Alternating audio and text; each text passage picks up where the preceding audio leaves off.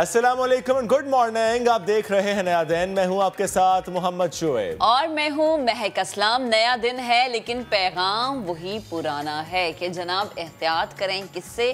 Corona से बचने के लिए आपने एहतियात करनी है, मास्क पहनना है, अपने लिए ना सही दूसरों के लिए, क्योंकि जो तीसरी लहर है इसने शदीद मुतासर किया है। सबसे ज़्यादा मुतासर तो पंजाब को किया है जनाब। लाहौर में हम देख रहे हैं कि बेड्स भरे हुए हैं और जनाब अब कोई बेड्स खाली नहीं है। एक दिन में 78 अफराद की इतलात मौसूल हुई कि 78 अफराद लुक़्मे अजल बन गए। 4757 नए केसेस रिपोर्ट हुए। पंजाब की सूरत हाल बहुत ही ज़्यादा ख़राब है, जैसे कि हम पहले भी जिक्र कर चुके हैं। आबादी के लिहाज से सबसे बड़ा सूबा, 74% ICUs और 70% ऑक्सीजन बेड्स भर चुके हैं। एक अच्छी खबर यह है कि चीन से खरीदी गई कोरोना वैक्सीन की पहली खेप अब इस्लामाबाद पहुंच गई। कैंसिनोबायो जिसके ट्रायल्स पाकिस्तान में हुए थे, इसकी खेप 60,000 डोजेस पर मुश्तमिल अब पहुंच चुकी है पाकिस्तान। असद उमर साहब ने इससे मुतालिक ट्वीट की थी। एक और बात यह भी है कि इमरान खान साहब is back to business, he is feeling good. और आज एक इजलास भी उन्होंने अहम तलब किया है, NCC बराए कोरोना का इजलास। इससे मुतालिक भी आगे चलकर बात करेंगे, चूँकि उसमें भी कोविड वैक्सीन से मुतालिक चीज़ें डिस्कस होनी हैं।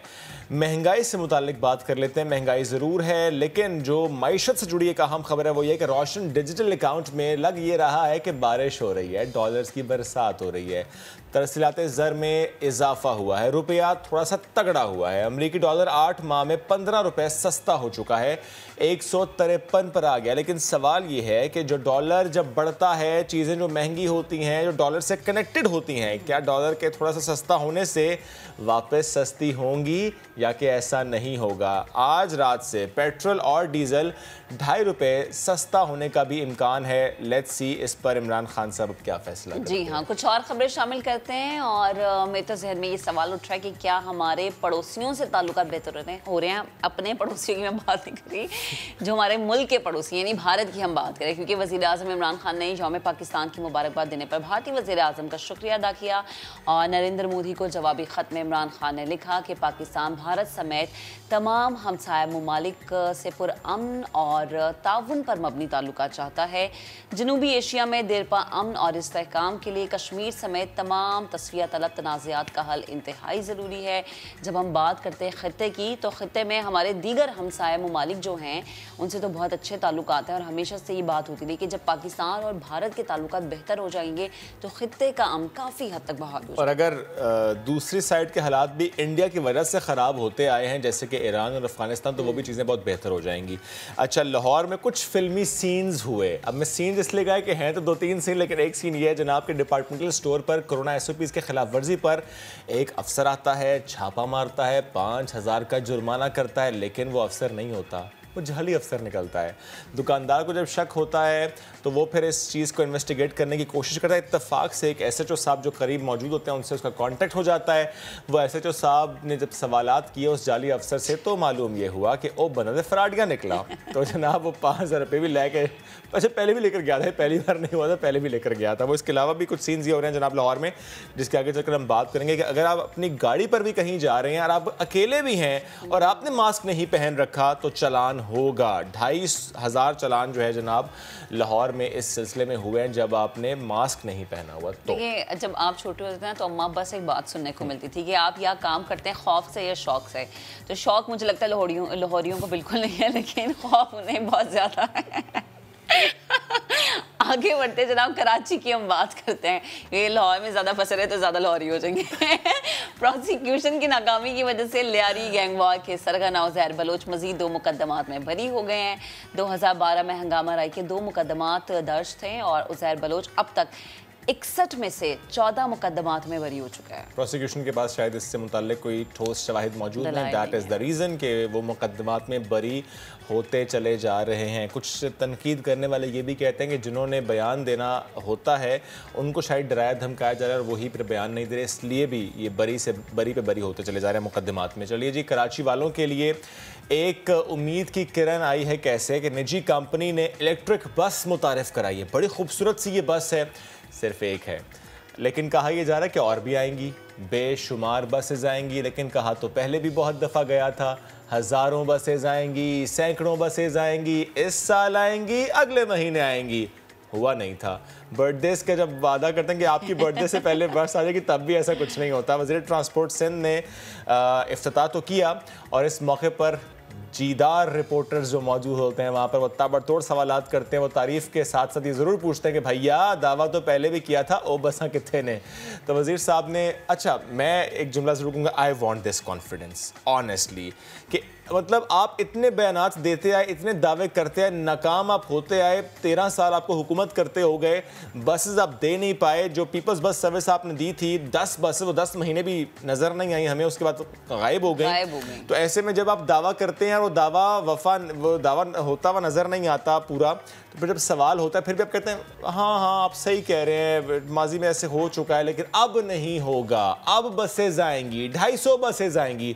चलिए ये भी मान लेते हैं और ये भी देख लेते हैं कि इस साल जो आप टेंडर की बात कर रहे हैं और बसेस यहाँ पर सड़कों पर मौजूद होने की बात करें, उसमें वाकई हमें वो नज़र आता है ये वादा वफा होते हुए या नहीं। लेकिन आप देखें कि जब हम बात करते हैं कराची के ट्रांसपोर्ट सिस्टम की, तो आवाम को मुझे लगता है सिर्फ एक झलक दिखा के चीज़ वापस ले ली जाती है। जैसे उन 10 बसों का आपने जिक्र किया है, तो अब अल्लाह करे कि ये और बसें आ जाएं और आवाम जो है वो भी इसको बेहतर तरीके से इस्तेमाल करे, क्योंकि जब नई चीज़ आती है तो आवाम भी ऐसे टूट पड़ती है। लेकिन मैं ये सिर्फ कहना चाह रहा हूँ मैं कि this is a private company that has introduced this electric bus. Government क्या कर रही है, सरकार क्या कर रही है? 13 साल से हुकूमत तो की है, वोट तो लिए हैं, कर क्या रहे हैं, ये एक सवाल है। हमारी गवर्नमेंट अगर चाहे, सूबाई गवर्नमेंट हो, इन प्राइवेट कंपनीज को सपोर्ट कर सकते हैं किसी ना किसी तरीके से। सपोर्ट भी कर सकते हो, करना भी चाहिए, क्योंकि पहले भी 2 कंपनीज इसी तरह से आई थी, लेकिन ड्यू टू कोविड अब वो ऑपरेशनल उस तरह से नहीं है, वरना उसकी वजह से भी शहरियों को कम्यूट करना काफ़ी आसान होता है। चलिए जी, कुछ अच्छी खबरें होती हैं और कुछ बुरी खबरें होती हैं, लेकिन एक खबर ऐसी है जो कि बुरी ही है और वो है महंगाई। वो दुख भरी भी है। हम कल गए लाइन्स एरिया और वहाँ पर जाकर जब हमने लोगों से किया और वहाँ पे हम तंग गलियों में से होते होते लोगों के घरों तक पहुँचे और सवाल उनसे किया, पूछने तो ये गए थे कि रमज़ान की क्या तैयारी है, लेकिन उस दिन की भी तैयारी करने के पैसे नहीं थे उनके पास। वहाँ पर लाइट नहीं थी, वहाँ पर पानी नहीं आ रहा था और इसके साथ साथ जेब में पैसे नहीं थे। वो कहते हैं फ्रूट लेने का तो हम सोच भी नहीं सकते, और रमज़ान के दस्तरखान को हम कैसे सजाएंगे ये तो एक ख्वाब ही हो सकता है। आंखों में आंसू और आवाज़ दुख भरी थी उन सब की। लाइन ज़ीरा के मकीन, क्या उनके हालात हैं, इस कोविड ने किस तरह से उनको मुतासर किया है, महंगाई की चक्की में किस तरह से वो पिस रहे हैं, आपको दिखाते हैं। तब्दीली सरकार ने तब्दीली एक बार फिर दिखाई, लेकिन क्या आवाम की जिंदगी में कोई तब्दीली आई? क्या महंगाई के पिसते आवाम कोई रिलीफ की उम्मीद रखें या ना रखें? अब तो रमज़ान भी आने वाला है, ऐसे में दस्तरखान से क्या चीज़ गायब होने वाली है? कहीं ऐसा तो नहीं होगा कि अफ्तार नहीं होगा, फ्रूट नहीं होंगे, पकौड़े नहीं होंगे, समोसे नहीं होंगे, शायद सिर्फ रोटी होगी। वो रोटी भी कितनी महंगी होगी, क्योंकि आवाम परेशान है कि तनख्वाहदार तबका भी परेशान है, कोई नई अपॉर्चुनिटीज़ नज़र नहीं आ रही, पैसा है नहीं, और ख़रीदारी करने जाते हैं जेब हल्की हो जाती है और हाथ में आते हैं तो बहुत थोड़ा सा सामान। बिल्कुल, और आप देखें कि जो तनख्वाहदार तबका है वो परेशान है, तो वो लोग जो कि कमा नहीं रहे, कोविड की वजह से जिनकी नौकरियां चली गई हैं, इस रमज़ान में उनका गुजर बसर कैसे होगा? हम स्टूडियो में बैठ के तो बड़ी बात कर लेते हैं, या हम जो है हुक्मरान हैं उनको भी लाइन पे ले लेते हैं, लेकिन आज हमने सोचा आज हम बाहर निकलते हैं, ज़रा अवामी राय ख़ुद भी उनके मुँह से ज़ुबानी सुनते हैं और आप तक भी पहुँचवाते हैं कि कराची के इस वक्त जिस इलाके में लाइन्स एरिया में हम मौजूद हैं, यहाँ के लोगों की क्या मुश्किलात हैं। क्या दस्तरखान पर रोटी, दस्तरखान पर रमज़ान की अशिया होने के अलावा उनकी ज़िंदगी में ऐसी कोई मुश्किलात है कि वो ये चीज़ें भूल गए हैं कि दस्तरखान पे कुछ होना है या नहीं होना, पहले हमें वो सहूलत दो। तो ये तमाम तर बातें आज हम यहाँ के लोगों से करेंगे, यहाँ के मकीनों से करेंगे और उनसे जानेंगे कि हुकूमत जिस सब्सिडी की बात करती है वो सब्सिडी इनके लिए फ़ायदेमंद है या नहीं। और इसके साथ साथ आए तो थे हम यहाँ महंगाई की बात करने, आते साथ अवाम का गुस्सा हमें नजर आया। क्यों लाइट नहीं आ रही? इस गर्मी के मौसम में लाइट नहीं है, आगे की फिक्र सुबह से लाइट नहीं है, लेकिन इस सुबह से लाइट ना होने में लोग किस तरह से गुजर बसर करें, क्योंकि जैसा कि कराची का मौसम गर्म से गर्म तरीन होगा आने वाले दिनों में। हीट वेव से मुतालिक भी एग्जैक्टली हीट वेव से भी मुतालिक आ जा रहा है। तो हम जरा आवाम के पास चलते हैं, यहाँ के रहायशियों से बात करते हैं कि वो मुश्किल वक्त में गुजारा कैसे करें। यहाँ पर आपको कभी सुनने में मिला कि चीनी सस्ती हो गई, आटा सस्ता हो गया, हुकूमत ने कोई पैकेज दे दिया? कोई चीज़ सस्ती नहीं है, बस मोटी सस्ती है मेरा जहाँ तक ख्याल है। आगे रमज़ान आ रहा है, रमज़ान में तो दस्तरखान सजते हैं, बच्चे फरमाइशें करते हैं, आज दही फुल्की खानी है, आज पकोड़े खाने हैं, आज फ्रूट चाट खानी है, ऐसी तो फरमाइशें आप सुनेंगे मगर कैसे करेंगे? आप बताएं, आप कैसे हालात हैं आजकल के? रोटी खाना मुश्किल हो रही है, ज़िंदगी बसर करना मुश्किल हो रही है, ना पानी है ना बिजली है, किसी चीज़ की सहूलियत नहीं है। हर चीज़ दुकान पे मंगाओ, जो चीज़ 10 रुपये में मिलती थी अब वो 50 रुपये में मिल रही है। कहाँ से करेंगे पूरा? बच्चे फरमाइशें करते हैं। बिल्कुल करते हैं, क्यों नहीं करेंगे? अभी से कर रहे हैं वो तो, ये पहनना है, ये खाना है, ये पीना है, कहाँ से सजाएंगे दस्तरखान? मैं तो बच्चों को यही समझाती हूँ, बेटा वही सालन रोटी पकाएंगे और नमक से रोज़ा खोलेंगे और शुक्र अदा करेंगे परवरदिगार का। महंगाई ने मुतासिर किया बहुत ज़्यादा, थोड़ा बहुत भी नहीं, लेकिन फिर भी मुस्कुरा रही हैं। मुस्कुराएंगे, वो तो जिंदगी का हिस्सा है, जाहिर सी बात है। अगर परेशानी सर पे डाल लेंगे तो मर नहीं जाएंगे। तो रमजान की तैयारी फिर रमजान में ही होगी? नहीं, एंड टाइम तक नहीं होती क्योंकि महंगाई इतनी है। ये तो हुकूमत ने महंगाई इतनी करी हुई है, या तो पेट भर ले या तन ढक ले। तो चीनी किस तरह मिलती है आपको यहाँ से? क्या मिलती है? जैसे पैसे होते हैं हम तो पाव आधा पाव लेते हैं। अच्छा, क्या करें, गुर्बत ने इतना मारा हुआ है, कहाँ से लाए पैसे जो राशन भरे? कभी ऐसा होता है राशन खत्म हो गया, राशन लेने गई, लेकिन जितने पैसे थे उसमें राशन को कुछ ना कुछ कम करना पड़ा? राशन भरने की तो सोच ही नहीं सकते, रोज का कमाते रोज का खाते। ये तो तस्वुर में भी नहीं है कि महीने का राशन भरे। कहाँ से भरे, कहाँ से भरे? है ही नहीं इतना। ठीक है, तो ये हुकूमत आवाम लेकर आई है, हुकूमत को काय के लिए कि आवाम का दुख बांटे। तो जब आवाम ही नहीं रहेगी, भूखी प्यासी मर जाएगी, तो हुकूमत कहाँ से करेंगे लोग? आवाम इनसे पूछो, हुकूमत वालों से, किस पे हुकूमत करेंगे? क्या मैं सही समझ रहा हूँ कि इस रमज़ान यहाँ के रहने वाले शायद फल नहीं खा सकेंगे? क्या खाएंगे? रोटी खाने यही बहुत है, फल तो बहुत दूर की बात है।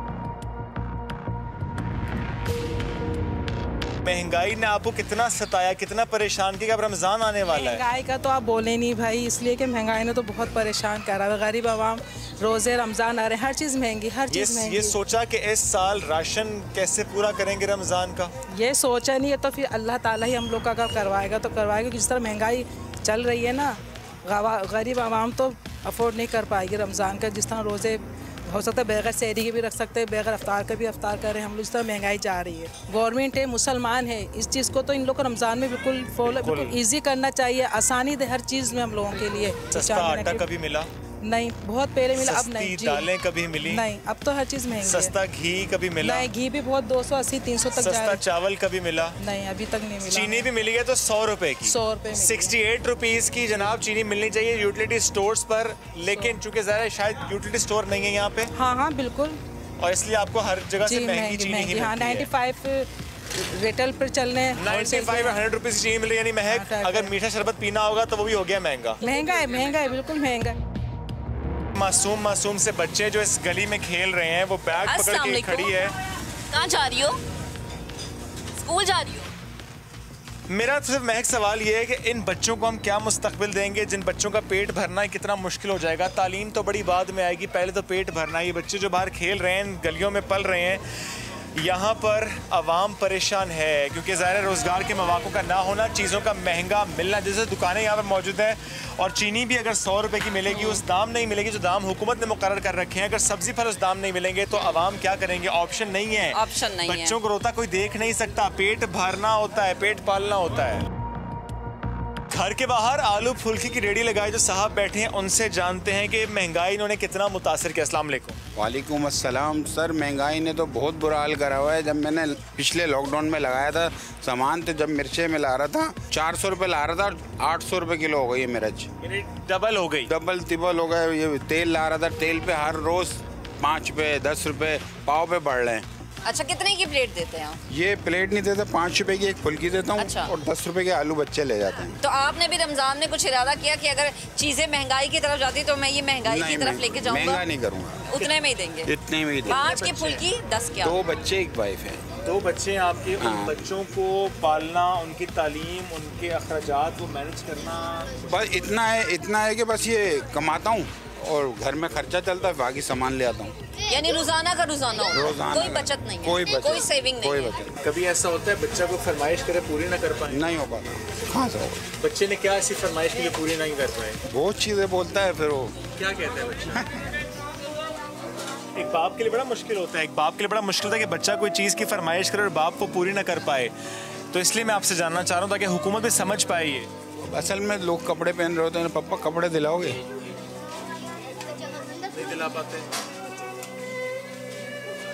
जी। कितनी बार होता है? अब तो बच्चे समझ गए, अब तो बच्चे समझ गए सर। कपड़ों के अलावा बच्चे कोई और ख्वाहिश करते हैं? अब नहीं करते।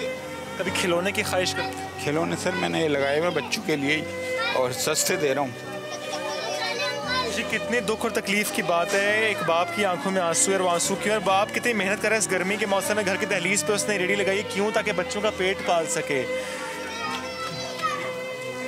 बहुत बहुत तकलीफ है ये सर। सही बात है कि लॉकडाउन ने मुझे बहुत तबाह करा। लॉकडाउन ने तबाह किया।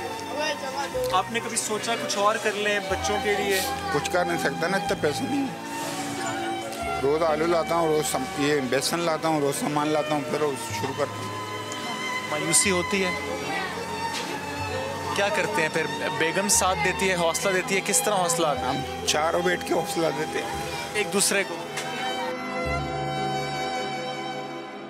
एक बाप से बात करना आज मेरे लिए मुश्किल हो गया, क्योंकि वाकई जब बच्चा कहता है पापा मुझे ये चीज़ दिलाओ और पापा वो चीज़ ना दिला सके, तो ये वालिद ही जान सकता है कि कितनी तकलीफ दे ये बात होती है। मैं चलते हैं आगे भी। बिल्कुल आगे चलते हैं, और आगे चलते चलते मैं ये चीज़ भी ऐड करना चाहूँगी कि ये वो लोग हैं शुएब, जब हमारे हुक्मरानों को वोट की ज़रूरत होती है तो ऐसी ऐसी चीज़ें हमें देखने में आती है, या तो बिरयानी पे वोट ख़रीद लेते हैं, ये चंद पैसों पे ख़रीद लेते हैं, लेकिन उसके बाद आप हाल तो देखें कि आप उन लोगों के साथ करते क्या हैं, कि उनके घर में बच्चे हैं, उनकी बेगम है।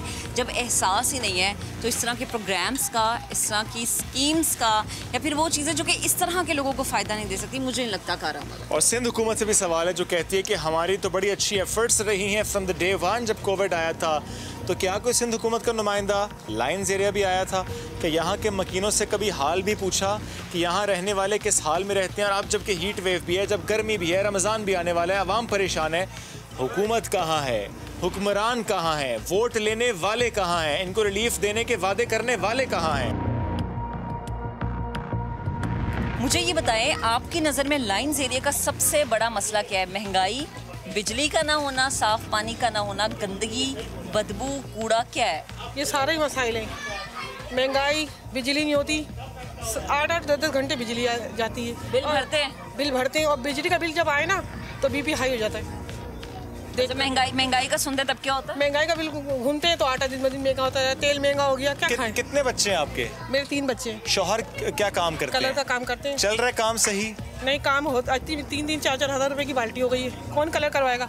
लोगों तो यानी उन्हें काम भी नहीं मिल रहा? काम भी बहुत मुश्किल मिल पाता है। फिर कैसे गुजारा हो रहा है? बस अल्लाह ने रोटी खिलाने का वादा करा है तो वो खिला रहा है। यानी आप अगर 1 किलो चीनी खरीदी थी, अब वो आधा किलो खरीदती हैं, अब 1 पाव पे आ गई हैं, इतने बुरे हालात। कहानी आ गई हो, आधा पाव पे कहानी आ गई है। रमजान की तैयारी का सवाल करना तो बेकार होगा फिर। वो तो अल्लाह पे भरोसा है कि अल्लाह ने वादा करा रोटी खिलाने का। इसमें कोई शक नहीं कि अच्छा ठीक है, इफ्तारी हम ऐसे कर लेंगे बेटा, सहरी ऐसे मैनेज कर लेंगे। हाँ, तो ये बोला रोटी सालन खाओ भाई, जो पकड़ा है दिन में 1 पकेगा सालन, वही सहरी वही इफ्तार। यही होता है, यही होता है। एक दफा पता बड़े बाबू। कभी कोई राशन मिला आपको? कभी एहसास प्रोग्राम से कैश मिला? बेनजीर इनकम सपोर्ट प्रोग्राम से कभी मदद मिली हो? किसी हुकूमती नुमाइंदे ने, किसी NGO ने यहाँ पर रुख किया हो? कोई नहीं आता यहाँ पूछने वाला। मुझे ये बताएं कि रमजान में फिर क्या सोचा है, गुजर बसर कैसे करें? बस अल्लाह चलाएगा हमारा गुजर बसर। तो मैं खुद मेहनत करती हूँ। क्या करती हैं? मैं तो खुद घर में जाके काम करती हूँ, मैं तो खुद मेहनत करती हूँ। ये कितनी बार होता है कि जब घर से जा रही हूँ, बच्चे ने कोई फरमाइश की हो, वापसी पे ख्वाहिश हो के पूरी कर दूं, लेकिन ना पूरी कर सकते। रोज ऐसे होता है? रोज ही क्या मांगता है बच्चा? कभी कहता मेरे लिए गाड़ी लाना, कभी कहता मेरे लिए बंदूक लाना, कभी कुछ कहता। तो नहीं कर सकते हम लोग। जब वापस आती हैं तो क्या कहती हैं उसको? ये तो रोता है। अभी ऐसा होता है बच्चे ने कोई खास चीज खाने की फरमाइश कर दी हो जो कि ना बना सके? करते हैं बच्चे, 1000 चीज की फरमाइश करते हैं, लेकिन हम गरीब आदमी नहीं कर पाते। वापस निकलता है क्योंकि हम इस तरफ जा रहे थे, लेकिन इतनी तंग गलियां जहाँ रहना मुश्किल, वहाँ पे ज़ाहिर है जिसका महक की तबीयत भी ख़राब हो रही है।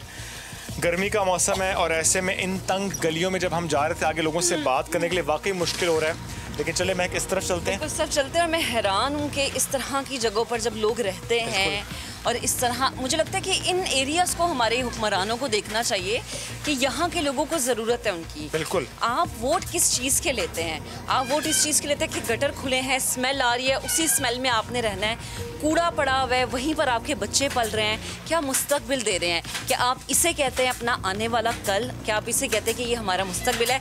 तो फिर सवालिया निशान उठता है।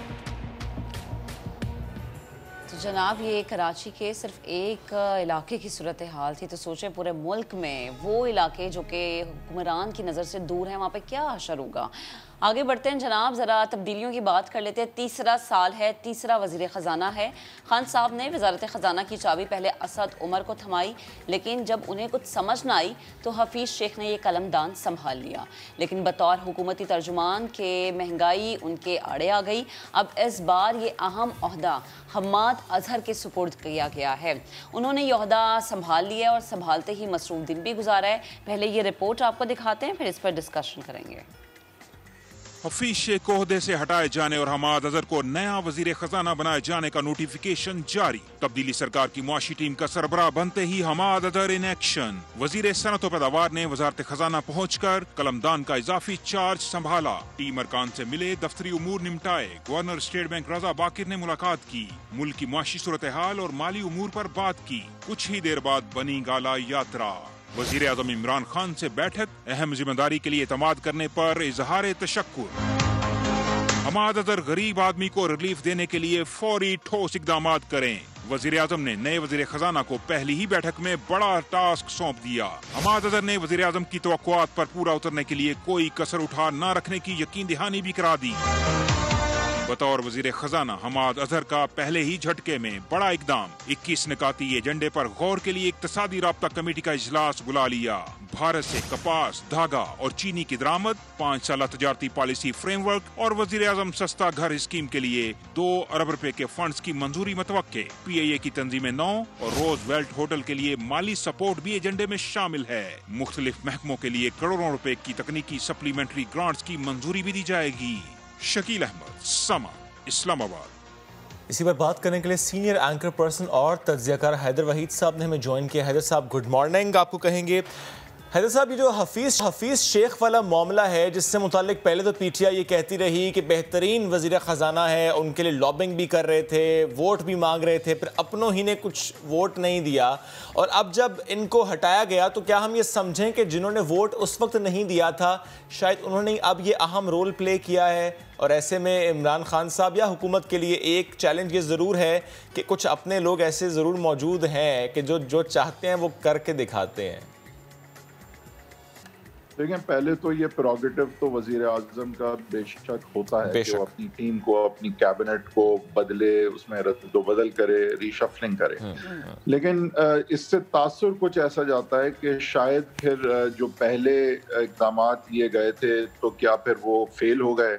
क्या बात जो है वो समझ नहीं आ रही इस वक्त, क्या हम जिस सिमत हमें होना चाहिए उस सिमत हम हैं भी या नहीं। तो एक एतमाद का फुकदान हो जाता है, और पॉलिसीज़ का जब तसलसल नहीं होता और एक फाइनेंस मिनिस्टर जो है वो बिल्कुल IMF ओरिएंटेड होते हैं और फिर एक ऐसे आ जाएं जिनका फिर बिल्कुल ऑपोजिट भी होता है, तो वो फिर पॉलिसीज़ का तसलसल नहीं होता और इन्वेस्टर्स और दीगर जो मईशत से कनेक्टेड जो है इक़दामात बड़े लेने वाले लोग हैं, उनका कॉन्फिडेंस भी फिर जो है उस तरह से नहीं रहता सिस्टम में। तो अब यहाँ पे हुआ ये है कि पहले तो असद उमर साहब आए, उन्होंने IMF जाने से इज्तनाब किया। शुरू में पाकिस्तान को पैसों की बहुत ज़्यादा ज़रूरत थी और फिर आखिर जब जाना ही पड़ा IMF, तो सवाल उठा कि बर वक्त क्यों नहीं गए, अच्छी किस्तों पे क्यों नहीं गए, और इतना नुकसान पहुँचाने के बाद क्यों गए। तो उस सिलसिले में असद उमर साहब जो हैं, जिनकी इंटरनेशनल डोनर से बहुत ज़्यादा रवाबित नहीं बन पा रहे थे, को रिप्लेस किया गया। हफीज शेख साहब आए और पाकिस्तान ने परसू की फिर एक काफी IMF ओरिएंटेड पॉलिसी, जिसमें बदकिस्मती से आम आदमी के लिए कुछ नहीं था। तो हमने देखा कि कुछ मैक्रो इकोनॉमिक इंडिकेटर्स बेशक के अगर बेहतरी की तरफ गए भी, यानी डॉलर स्टेबलाइज हुआ, कुछ लोकल सेक्टर्स को भी सपोर्ट मिली, एक्सपोर्ट्स अगर थोड़े ऊपर भी गए, लेकिन हमने देखा कि आम आदमी के लिए यूटिलिटीज और कमोडिटीज की प्राइसेस सिर्फ बढ़ती गई और आम आदमी सिर्फ पिसता गया। तो आज हम देखते हैं कि खान साहब ने अब पैनिक करते हुए इन IMF डोमिनेटेड पॉलिसीज, जिसमें एक रीसेंट हम ऑर्डिनेंस की भी बात कर लें जहां स्टेट बैंक को तकरीबन जो है वो फेडरल गवर्नमेंट से अलहदा कर दिया गया, इस तरह से कोई ओवरसाइट भी ना हो, कोई पॉलिटिकल कंसिडरेशंस भी स्टेट बैंक की मॉनेटरी पॉलिसी में असरअंदाज ना हो। तो इस तरह की चीज़ों से खान साहब और उनकी हुकूमत अंडरमाइन होने लगी और सवाल यही उठा कि जो असल में वोटर हैं, जो तादाद है पाकिस्तान की, तो पूरी पॉपुलेशन है, वो तो सफर कर रही है। तो ये IMF ओरिएंटेड पॉलिसीज का फायदा क्या है? कुछ मैक्रो इकोनॉमिक इंडिकेटर अगर कुछ थोड़े बहुत इम्प्रूव हुए भी तो फिर उनका फायदा क्या है? जब आम आदमी के लिए बिजली महंगी है, आटा महंगा है, चीनी महंगी है और बहुत सारे हम देखते हैं शॉर्टेजेस हैं, गैस की शॉर्टेज, कमोडिटीज की शॉर्टेज, और इस तरह के इश्यूज में फिर हफीज शेख साहब टेनेबल नहीं रहे थे। लेकिन सवाल ये उठता है कि फिर 2 हफ्ते पहले जब उनको इतनी कोशिश करके सेनेटर बनाया जा रहा था तो उस वक्त ये बात समझ नहीं आ रही। बिल्कुल हैदर साहब, बहुत सारे तो बात बेआखिर यही है कि क्या समझ आ रहा है यहाँ पे किसी को कि हो क्या रहा है? जी बिल्कुल, यही सवाल लोग उठाते नजर आ रहे हैं कि वो इंसान जिसपे 2-3 हफ्ते पहले आप बहुत ज्यादा रिलाय करते हैं, उससे मुलाकात भी करते हैं, फिर अचानक से ऐसा क्या हो जाता है? टाइमिंग्स भी बड़ी मैटर करती हैं। हमने देखा कि IMF का प्रोग्राम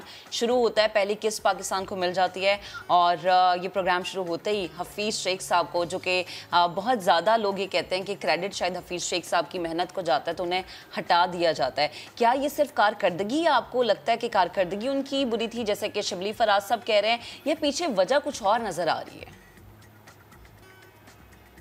देखिए, मुझे तो यही लगता है कि खान साहब अब बहुत फ्रस्ट्रेट हो गए थे क्योंकि कीमतों का जो बर्डन है, जो अवाम पे बर्डन है, जो अवाम का गम गुस्सा है, वो बहुत ज़्यादा बढ़ता जा रहा है। और ये मैक्रो इकोनॉमिक इंडिकेटर्स में अगर कहीं ना कहीं बेहतरी आई भी है तो वो ट्रांसलेट मेन स्ट्रीट पे नहीं कर रही। जो आम आदमी है वो अभी भी पिस रहा है और ज़्यादा पिस रहा है, और उसका गम गुस्सा जो है वो कहीं सड़कों पे ना निकल आए, इसके डर से खान साहब ने मेरे ख्याल से खान साहब जो है वो अब ऐसी तब्दीली वजारत ख़जाना में लेके आए हैं जहाँ उनका फोकस वो चाहेंगे कि आम आदमी और कीमतें ही हो।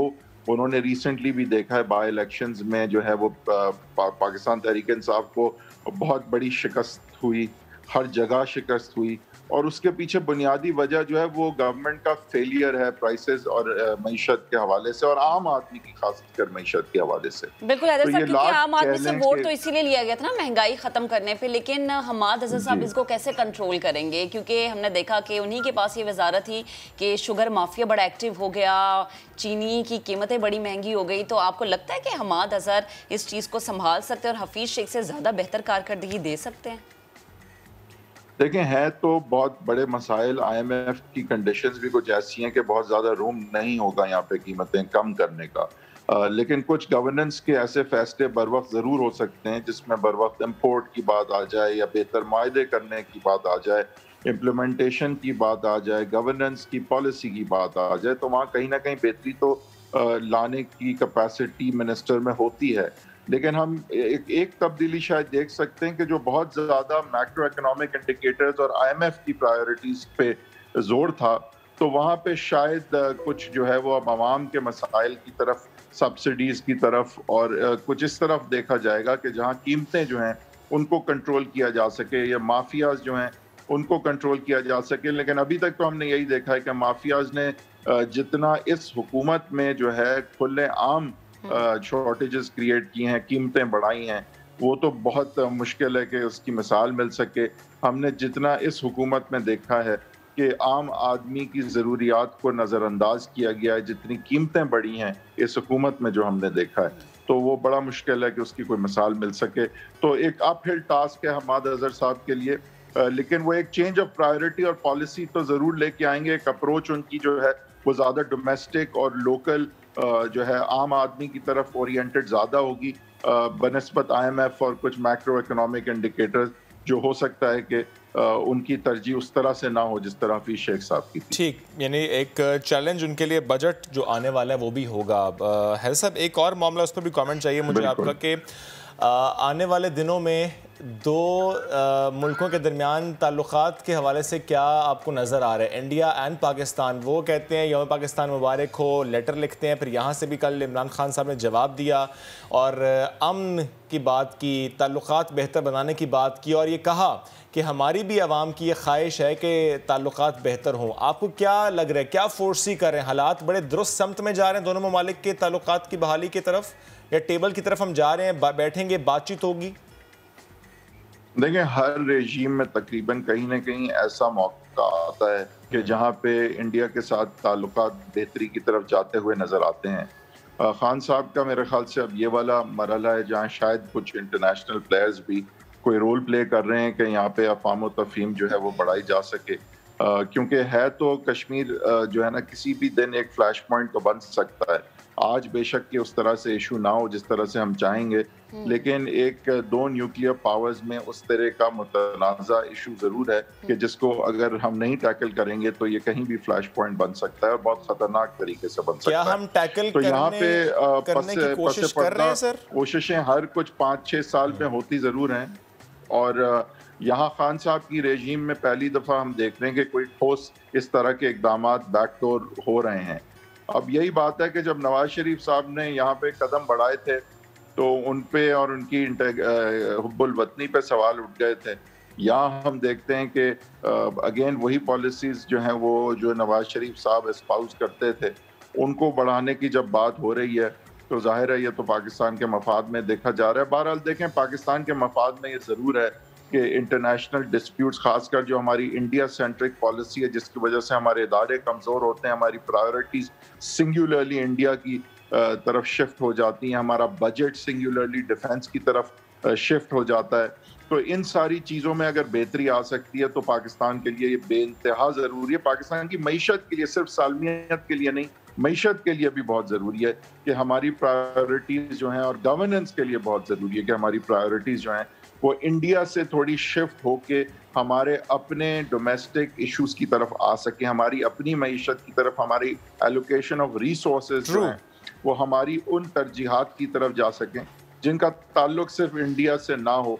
हम अपने इंस्टीट्यूशंस पे उस तरह इन्वेस्ट कर सकें जहां हमारा दारोमदार सिर्फ एक इंस्टीट्यूशन पे ना हो। That's what army chief has said sir, कि अगर हम इन मामलों को हल करेंगे तो ही फिर हम आवाम की फलाह की तरफ कदम बढ़ा पाएंगे सर। लेकिन जो अब तक के स्टेप्स लिए गए हैं, जो लेटर्स एक्सचेंज होना, इंटरनेशनल प्लेयर्स का एक्टिव होना, इवन यूएई, सऊदी अरब से मुतालिक भी खबरें आई कि उनका भी कुछ रोल इसमें रहा है। आपको लग रहा है कि हम एग्जैक्टली कश्मीर के इशू को सॉल्व करने की बात करें, कदम बढ़ा रहे हैं? अभी आपको लग रहा है कि अभी सिर्फ माहौल बेहतर करने की बात हो रही है और टेबल पर बैठने के लिए माहौल बनाया जा रहा है, उसके बाद फिर कोर इशू की तरफ हम बढ़ेंगे, उसको सॉल्व करने की बात करेंगे? देखिए, कोर इशू के हल की तरफ तो पता नहीं हम कितना हैं या नहीं है, लेकिन ये जरूर है कि ये महज कॉन्फिडेंस बिल्डिंग नहीं होगी, कहीं ना कहीं जो है कुछ अंडरस्टैंडिंग और कोई ना कोई बेसिक पैरामीटर्स पे एग्रीमेंट होगा कि बात यहाँ तक भी पहुंची है। और अगर इससे भी फायदा बहरहाल होगा। देखिए, फायदे की तरफ हम जाने को हमेशा इनकरेज करना चाहिए। अब फायदा एक्चुअली हो पाएगा यानी हमने प्रीवियस रेजीम्स में भी देखा है, प्रीवियस एफर्ट्स में भी देखा है कि हम करीब आके भी दूर हो जाते हैं और ऐसे वेस्टेड इंटरेस्ट दोनों ममालिक में मौजूद हैं जो इस तरह की रेकंसिलिएशन नहीं चाहते। That is the reason sir के बैकडोर डिप्लोमेसी को बहुत फोकस किया जा रहा है, क्योंकि वेस्टेड इंटरेस्ट की वजह से अक्सर हैम्पर हो जाते हैं ये मामलात। That is the reason we are focusing on the backdoor diplomacy. बिल्कुल, देखें, बैकडोर डिप्लोमेसी इसलिए भी जरूरी होती है क्योंकि जब चीजें पस से पर्दा रहती हैं तो बहुत सारी पब्लिक में वो इशू उस तरह से नहीं होता कि डिबेट छिड़ जाए, प्रेशर्स पड़ जाए हुकूमत पे कि आप बिक रहे हैं, आप कश्मीर बेच रहे हैं वगैरह। पब्लिक और पॉलिटिकल स्लोगन्स जो हैं वो उस तरह से नुमाया नहीं होते जब तक कि बैकडोर डिप्लोमेसी जो है एक प्रेमिस ना सेट कर दे कि जिसकी बुनियाद पे फिर आगे बढ़ा जा सके पब्लिक के सामने। तो बैकडोर डिप्लोमेसी हमेशा पहला चैनल तो जरूर होता है और यहाँ भी मेरे ख्याल से उसमें काफी पेशरफ्त हुई होगी कि हम ऑफिशियल खतूत की तरफ जा चुके हैं। एग्जैक्टली, अब हम की बात भी हो रही है, हर चैनल बेसिकली इस्तेमाल कर रहे हैं। हमें ऑप्टिमिस्टिक जरूर रहना चाहिए। बिल्कुल बिल्कुल ऑप्टिमिस्टिक रहना चाहिए क्योंकि ये हमारे लिए जरूर रहना चाहिए बहरहाल। ठीक है, thank you very much. Haider Waheed साहब साथ मौजूद से मुतालिक हमसे गुफ्तगू कर रहे थे। हमें क्विकली एक ब्रेक की तरफ बढ़ना, जब ब्रेक से वापस आएंगे तो जिक्र करेंगे कि रुपया थोड़ा सा हो रहा है तगड़ा, डॉलर हो रहा है सस्ता, लेकिन क्या डॉलर खरीदना है अभी या कि बेचना है, इस पर करेंगे बात। कैसर बंगाली साहब साथ मौजूद होंगे ब्रेक के बाद।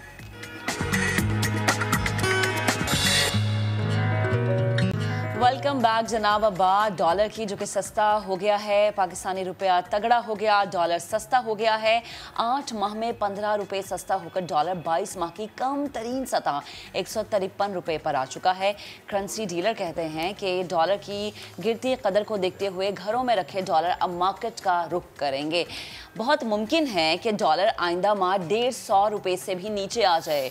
तो जनाब अब आपने करना क्या है, यही जानने के लिए हमने राबता किया है मुआशी तज्जियाकार डॉक्टर कैसर बंगाली साहब ने हमें ज्वाइन किया। डॉक्टर साहब बेहद शुक्रिया आपके वक्त का। Good morning. कहिएगा, क्या रोशन डिजिटल अकाउंट और तरसीलाते ज़र में डॉलर्स आने की रफ्तार बढ़ रही है? देखिए, मईशत के बहुत सारे वेरिएबल्स होते हैं, ये ऊपर नीचे होते रहते हैं। ये जो हमारा रुझान है कि कोई एक अच्छी खबर आए तो हम जश्न मनाते हैं और एक बुरी खबर आए तो बिल्कुल मातम करने लगते हैं। ये बात ये है कि डॉलर की एक वजह नीचे जाने की ये है कि एक साथ एक ही हफ्ते में 3 लोन सैंक्शन हुए हैं। IMF ने 500 मिलियन दिया है, वर्ल्ड बैंक ने 600 दिया है, एशियन बैंक ने 300 दिया है। जब ये डॉलर आएंगे तो ज़ाहिर है डॉलर सस्ता हो जाएगा।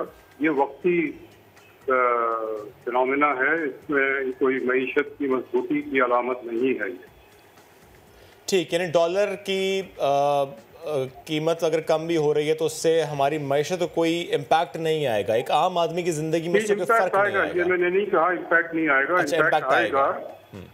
इसका एक्सपोर्ट पे मनफी इम्पैक्ट है। अच्छा। जिन्होंने एक्सपोर्ट डील्स किए हुए हैं 160 165 डॉलर पे, अब उनको 155 अगर मिलेंगे तो उनको नुकसान होगा हमारी एक्सपोर्ट कंपनी को। ये जो हो रहा है ये एक्सपोर्ट के लिए नुकसानदेह।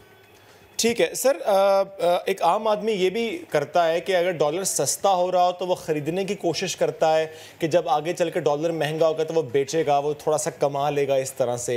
इन हालात को देखते हुए वो लोग जो कि इस पर्सपेक्टिव से सोचते हैं वो क्या करें, उनके लिए क्या सजेस्ट किया जा सकता है? ये आम आदमी के पास तो रोज़ाना खाने के पूरे पैसे नहीं है, वो कौन सा उनके ज़ख़ीरा पड़ा हुआ है कि वो डॉलर खरीद के रख लेगा। ये तो जो एक वो तबका है जो बहुत छोटा सा, वो जिसके पास स्पेयर पैसे पड़े होते हैं वो खरीद सकते हैं, वो ज़रूर खरीदेंगे। ठीक है, ये बात आपकी दुरुस्त है। मईशत को कोई सहारा नहीं मिलता। ठीक है, अब सर बात मईशत की ही कर लेते हैं।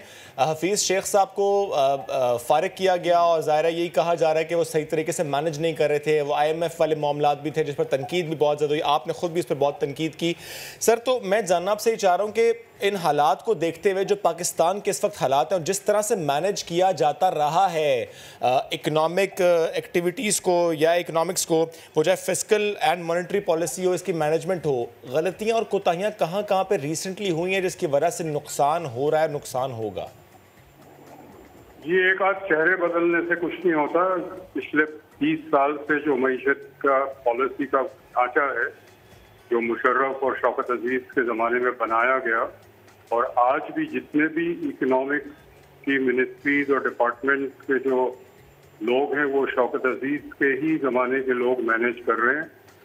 तो ये वहाँ से बुनियाद रखी गई है बहरान की, और ये जब तक उस पॉलिसी का जो ढांचा है उसको मुकम्मल तौर पर तब्दील नहीं करेंगे तब तक बहरान पे काबू नहीं पाएगा। बिल्कुल कैसर साहब, आपने पॉलिसीज़ का जिक्र किया, मैं यही आपसे जानना चाह रही थी। माशाल्लाह आप इतने एक्सपर्ट हैं, आपकी नज़र में पाकिस्तान की पॉलिसी में कहाँ कहाँ ऐसी कोताहियाँ हैं, ऐसी कमियाँ हैं जिनको पूरा करना ज़रूरी है? या अगर ढांचा बदलना है तो नया ढांचा क्या होना चाहिए?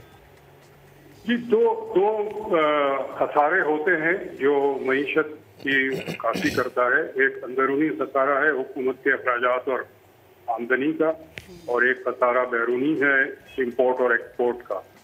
पिछले साल 2000 के बाद ये दोनों खसारे बहुत बढ़ गए। हमने इंपोर्ट के तमाम दरवाजे खोल दिए और अब हम जितना अगर $100 का एक्सपोर्ट करते हैं तो $200 से ज़्यादा का इंपोर्ट करते हैं। ये खसारा पूरा करने के लिए कर्जा लेना पड़ता है। इसी तरह जो अंदरूनी अखराजात है हुकूमत के वो बहुत ज़्यादा है, टैक्स रेवेन्यू वहीं का वहीं खड़ा है, तो ये खसारा है, इनके लिए भी कर्जा लेना पड़ता है। तो एक तो मईशत सिर्फ कर्जों पे चल रहे हैं। जो हल ये है कि जो अंदरूनी खसारा है वो इस वजह से है कि जो गैर तरक्याती अखराजात है और दिफा के अखराजात है वो बहुत ज़्यादा है और वो जब तक हम कम नहीं करेंगे और कोई हल हो नहीं सकता इसका। बाकी आप पैवन लगा दें मईशत में और दीवारों को रंग कर दें ताकि कमरा अच्छा लगे, लेकिन दीमक जो लगी हुई है उसको ठीक करना जरूरी है। इसी तरह बैरूनी जो खसारा है वो इंपोर्ट पे बैन लगाना पड़ेगा। जो गैर ज़रूरी कंज्यूमर इंपोर्ट्स हैं, इस वक्त सुपरमार्केट में हर चीज़ खाने पीने की, कुत्तों के खाने, बिल्ली के खाने, कुत्तों और बिल्ली के शैम्पू, ये सब इंपोर्टेड मिल रहे हैं। इस पर बैन लगाएं क्योंकि इसके बगैर मईशत बहरान में रहेगी और हमेशा मोहताज रहेंगे कर्जों के। ठीक सर, जो इस वक्त पाकिस्तान के हालात हैं या जो पिछले चंद सालों से पाकिस्तान के हालात रहे और जिस तरह से फिस्कल मॉनेटरी पॉलिसी को मैनेज किया जाता रहा है और उसमें गलतियां कोताहियां होती आई हैं, अगर हम इन्हीं हालात को देखते हुए ये सवाल करें कि माजी में किसी मुल्क के अगर ये हालात थे और इसी तरह से उन्होंने मिस मैनेज किया तो क्या हुआ, और क्या यही हालात किसी और मुल्क के ऐसे थे लेकिन मैनेज किया तो बेहतरी की तरफ आए? कोई ऐसी 2 एग्जाम्पल्स? जी, हिंदुस्तान का है। हिंदुस्तान 1991 में वो बहरान था, IMF के पास गए, लेकिन उन्होंने बैठ के फिर एक एनालिसिस किया कि हमने क्या गलती की है।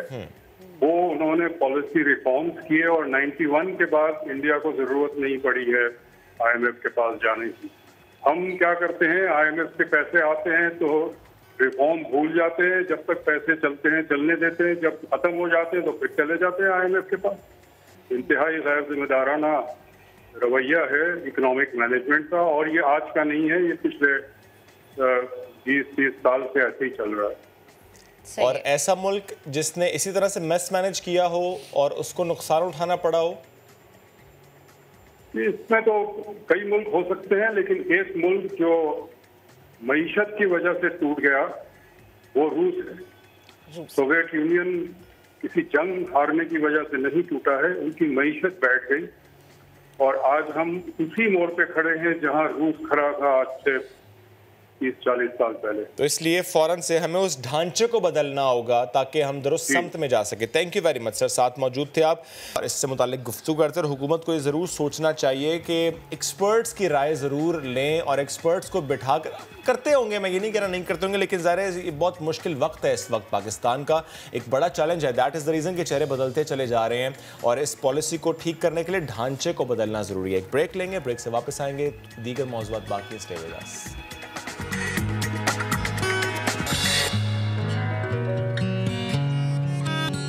Welcome back. कोविड-19 की वैक्सीन की दरामद के लिए निजी फार्मा कंपनीज को इजाजत देने से मुताल्लिक केस की सिंध हाई कोर्ट में समाअत हुई है। अदालत ने वफाकी हुकूमत को 1 हफ्ते में कोविड-19 की वैक्सीन की कीमत मुकर्रर करने का हुक्म दे दिया है। इसी पर बात करेंगे, अपने नुमाइंदे इरफानुल हक ने हमें ज्वाइन किया है। इरफान बताएगा इस खबर से मुताल्लिक। देखिए, हुकूमत ने कुछ मखसूस शराइत पर निजी फार्मा कंपनीज को वैक्सीन इंपोर्ट करने की इजाज़त दी थी, ताहम 18 मार्च को एक नोटिफिकेशन के जरिए ये इस्तिस्ना वापस ले लिया गया था, जिसके खिलाफ सिंगल बेंच ने एक हुक्म जारी किया और ये हुकूमत का जो नोटिफिकेशन था इस्तिस्ना वापस लेने का मुअत्तल कर दिया था। इस हुक्म के खिलाफ आज ड्राफ्ट की अपील की समाअत थी, 2 रुकनी बेंच ने समाअत की। इस मौके पर अदालत को बताया गया कि जो निजी कंपनी है फार्मा कंपनी, उसने 50,000 वैक्सीन दरामद कर ली हैं, जबकि 10 लाख वैक्सीन का ऑर्डर था, जिसमें से 50,000 वैक्सीन आ चुकी हैं और अगर ये हुक्म वापस लिया गया तो हमें भारी माली नुकसान होगा। ये निजी फार्मा कंपनी का मौक़िफ़ था। वफाकी हुकूमत की जानिब से बताया गया कि आज भी काबीना का इजलास है जिसमें वैक्सीन की कीमत मुकर्रर करने करने का जायजा लिया जाएगा। ताहम अदालत ने यह हुक्म दिया है वफाकी हुकूमत को कि वो 1 हफ्ते में जो कोरोना वैक्सीन है उसकी कीमत मुकर्रर करे। इसके अलावा जो सिंगल बेंच में मामला ज़ेर समाअत है, जो ड्रैप और वैक्सीन के इस्तेमाल से मुतल्लिक अदालत ने तवक्को जाहिर की है अपने हुक्म में कि जो मुतल्लिका सिंगल बेंच है वो 10 दिन में इन तमाम मामलात को निपटा ले। ताहम जो तौहीन अदालत की दरख्वास्त दायर की गई है निजी फार्मा कंपनी की जानिब से ड्रैप के खिलाफ, अदालत ने यह भी हिदायत की है कि उसका भी फैसला अगले 10 दिन में कर लिया जाए। इरफान, एक बार इस बात को ज़रा समझाइएगा कि 2 कंपनीज थी, उनकी वैक्सीन्स थी, कीमत मुकर्रर की गई थी उनकी, और उससे मुताल्लिक शायद एक कंपनी चाह रही थी कि कीमत जो है वो कम है ज़्यादा हो, ये मामला कुछ ऐसा ही था? देखिए, एक कंपनी ने जो मखसूस शराइत थी हुकूमत की जानिब से, उसमें इस्तिस्ना दिया गया था एक नोटिफिकेशन के जरिए, और इस्तिस्ना से फ़ायदा उठाते हुए 50,000 वैक्सीन एक कंपनी ने मंगवा ली थी, और उनका ये दावा है कि उन्होंने 45 मिलियन डॉलर का इन्वेस्टमेंट कर दी है। जब इन्वेस्टमेंट हो गई है उसके बाद हुकूमत ने वो इस्तिस्ना वापस ले लिया, जिसके बाद जो वैक्सीन 50,000 उनकी कराची पहुंच चुकी है, पोर्ट पर मौजूद है। और ये वैक्सीन कौन सी है इरफान, क्या ये मालूम है? स्पुतनिक 5 बताया गया है कि वो स्पुतनिक 5 मंगवाई गई है। ये 50,000 वैक्सीन हैं जो कि मौजूद हैं। इसको फरोख्त की इजाज़त नहीं दी जा रही। जो ड्रैप के इंस्पेक्टर्स हैं, बताया गया है कि उन्होंने ये वैक्सीन रोक ली हैं, और इसके खिलाफ ही कंपनी ने तौहीन अदालत की दरख्वास्त भी दायर की है। ताहम जो आज ड्रैप की अपील थी उस पर अदालत ने तवक्को जाहिर की है कि जो मुतालिका सिंगल बेंच है ये तमाम मामलात 10 रोज में निपटा ले। ठीक है, बहुत शुक्रिया, क्योंकि बहुत अहम मामला है ये, चूँकि वैक्सीन की फरामी आलमी सतह पर एक मसला है। अगर वैक्सीन मौजूद हो, कीमत के तयन का मसला हो, तो फिर ज़ाहिरन मामलात को हल करना चाहिए। और अभी हुकूमत को ये हुक्म दिया गया है 1 हफ्ते में कीमत का तयन किया जाए ताकि उसके बाद वैक्सीन शहरियों को लगाई जा सके।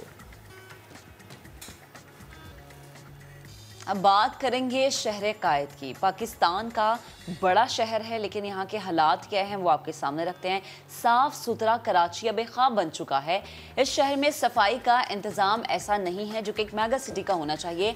इंतज़ामिया ठीक तरह से कचरा ठिकाने नहीं लगाती। लेकिन क्या बतौर शहरी कुछ हम बेहतर कर सकते हैं कि इनफरादी तौर पर हम सबकी भी जिम्मेदारी कोई ना कोई बनती है, और अगर हम वो जिम्मेदारी निभाएं तो कराची शहर क्या खूबसूरत हो सकता है, क्या साफ हो सकता है। जमजम सईद ने रिपोर्ट तैयार की है, आज देखते हैं। लगता है कचरा और गंदा पानी कराची की किस्मत बन चुका है। लोग अपने घरों को तो साफ सुथरा रख लेते हैं, लेकिन शायद अपने मोहल्लों को साफ करना भूल जाते हैं।